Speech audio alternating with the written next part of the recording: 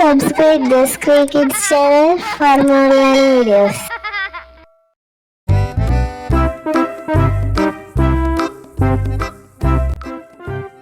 தக்காளி, வெங்காயம், பூசணிக்காய்,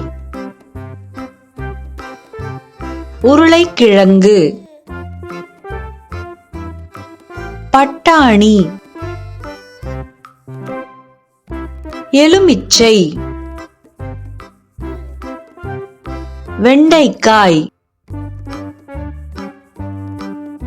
பூசணி, இஞ்சி, காலிஃப்ளவர், வெள்ளரிக்காய்,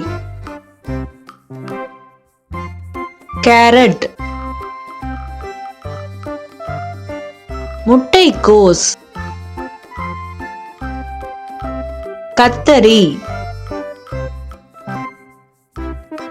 மிளகாய். Please subscribe the Sree Kids channel for more learning videos.